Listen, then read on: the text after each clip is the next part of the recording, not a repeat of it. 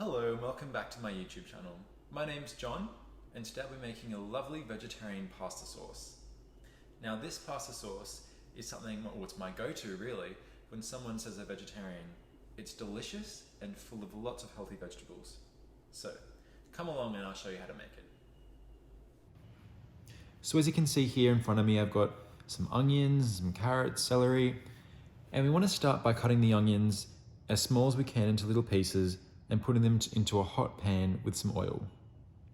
We want to cook these on medium heat, just slowly until they become translucent to release their flavors. Next, we want to dice up the carrots and celery very small. So at this section, you can actually just put this in your food processor, which I actually quite often do, but it's just nice and easy. We want to break it down into lots of little small pieces, and we again cook this slowly. So this is what I've been taught for years as coming from an Italian family.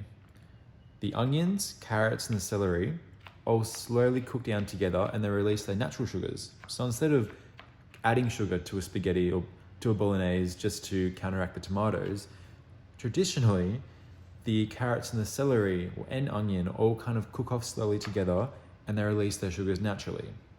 So after we cut these up, put them in the pan and we can cook these slowly. Next, I'm going to cut up some garlic, I'm going to cut up some zucchini too, and throw some mushrooms into the pot. Now you may have noticed I'm adding the garlic a little bit later here, as the garlic doesn't take quite as long to cook as the onion. People often like to put the onion and the garlic in at the same time, but the garlic can often get burnt and overcooked and lose its, nice flavor. So I think an important point is to make sure you don't put the garlic in too early. So once the sauce starts cooking, I'm going to add some herbs. Along with these herbs, as you can see as I'm putting them in, I'm going to be adding some salt and pepper as we can start to build up the flavor, that savory flavor. I'm going to add a bit more salt as, well, I'm not using any stock here, so there's no added salt, except the only salt that's going into this is the salt that I'm putting in myself, so I'm controlling the salt level. After this has been cooked for a little while, as you can see, I'll mix it around, just move it. It's pretty chill, doing its own thing, don't worry about it too much.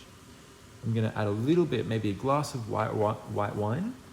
Feel free to use red wine if you'd like to, but this just kind of deglazes the pan and helps us soften and cook down the vegetables.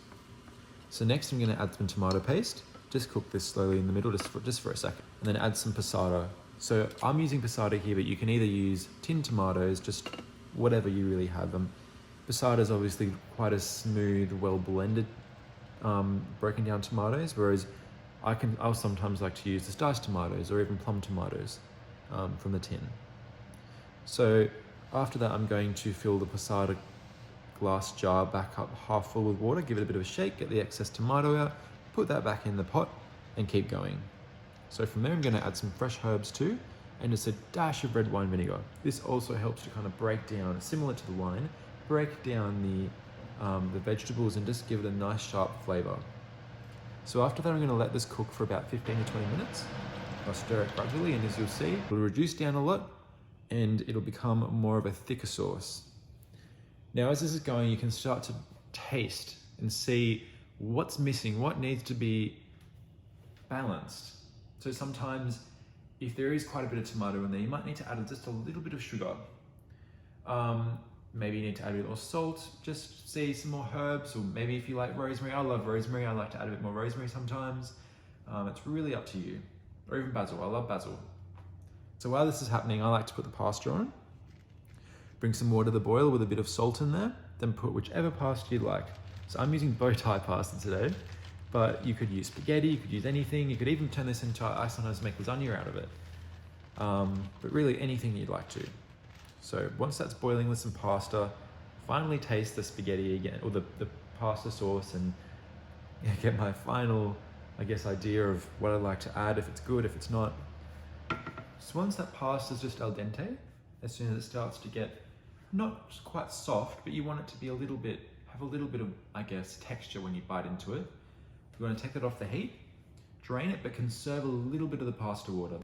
The excess starch in the pasta water is really nice. It adds a bit more flow and, taste and great texture to the actual sauce itself. So I really recommend keeping some, especially if it gets a bit dry when you reduce it. A little bit of pasta water is perfect to to add on top. Okay, so once that's done, let's assemble it into the bowl. Put some pasta in, put some tomato sauce on top. I like to shave some parmesan, really whatever's up to you, and you're done.